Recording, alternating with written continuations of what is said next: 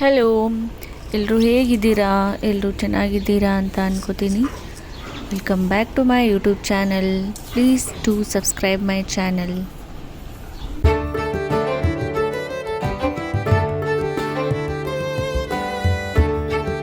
ಇಲ್ಲಿ ಬೆಳಗ್ಗೆ ನಮ್ಮಮ್ಮ ಹಾಲು ಹಿಂಡ್ಕೊಂಡು ಬಂದರು.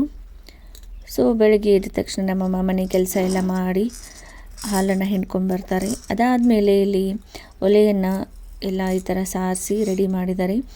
ಇದು ಡೈಲಿ ರೂಟೀನ್ ನಮ್ಮ ಮನೆಯಲ್ಲಿ. ಬೆಳಗ್ಗೆ ಎದ್ದ ತಕ್ಷಣ ಎಲ್ಲ ಮನೆ ಕೆಲಸ ಮಾಡಿ ಎಮ್ಮೆಯನ್ನು ಹಿಂಡ್ಕೊಂಡ್ಬಂದು ಅದಾದಮೇಲೆ ಒಲೆಯನ್ನು ಸಾರಿಸಿ ಅದನ್ನ ಪೂಜೆಯನ್ನು ಮಾಡ್ತಾರೆ. ವಿಭೂತಿ ಕುಂಕುಮ ಇವೆಲ್ಲವನ್ನು ಹಚ್ಚಿ ಪೂಜೆಯನ್ನು ಮಾಡಿ ಅದಾದಮೇಲೆ ಅಡುಗೆಯನ್ನು ಮಾಡೋದಕ್ಕೆ ಸ್ಟಾರ್ಟ್ ಮಾಡ್ತಾರೆ.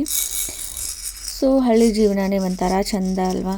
ಎದ್ದ ತಕ್ಷಣ ಪಕ್ಷಿ, ಗಿಡ, ಮರ, ದನ, ಕರು ಅಂತ ಸ್ವಚ್ಛವಾದ ಗಾಳಿಯಲ್ಲಿ ಇರ್ತೀವಿ. ಸೊ ಇದನ್ನೆಲ್ಲ ಅನುಭವಿಸೋದೇ ಒಂಥರ ಚೆಂದ ಅಂತ ಹೇಳ್ಬೋದು. ಈ ಥರ ಒಂದು ವಾತಾವರಣದಲ್ಲಿ ಬದುಕೋರೆ ಪುಣ್ಯವಂತರು ನನ್ನ ಪ್ರಕಾರ. ಇಲ್ಲಿ ನಮ್ಮಮ್ಮ ಒಲೆಯನ್ನು ಪೂಜೆ ಮಾಡಿದ್ದಾಯಿತು. ಅದಾದಮೇಲೆ ಇಲ್ಲಿ ಹಾಲನ್ನು ಕಾಯಿಸೋದಕ್ಕೆ ಇಟ್ಟರು. ಇದು ನಮ್ಮ ಮನೆಯಲ್ಲಿ ಮಾರ್ನಿಂಗ್ ರೂಟೀನ್, ಡೈಲಿ ರೂಟೀನ್ ಅಂತಲೇ ಹೇಳ್ಬೋದು. ಸೊ ಮೊದಲಿಗೆ ಒಲೆಯನ್ನು ಪೂಜೆ ಮಾಡಿ ಫಸ್ಟ್ ಹಾಲನ್ನು ಕಾಯಿಸ್ತಾರೆ.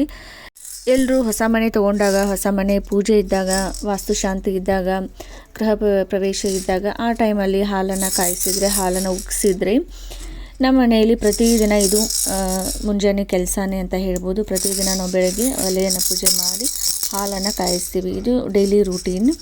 ಸೊ ದಿನಾನೂ ಒಂಥರ ನಮ್ಮ ಮನೆಯಲ್ಲಿ ಹೊಸ ಗೃಹ ಪ್ರವೇಶ ಅಂತಲೇ ಹೇಳ್ಬೋದು.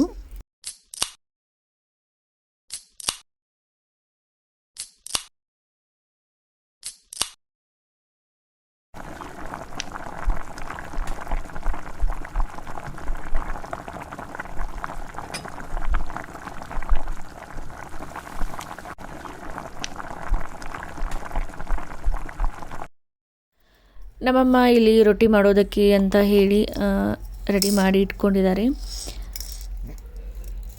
ನಮ್ಮ ಮನೆಯಲ್ಲಿ ಡೈಲಿ ಗೊಂಜಾಳ ಹಿಟ್ಟಿನ ರೊಟ್ಟಿನೇ ಮಾಡ್ತಾರೆ.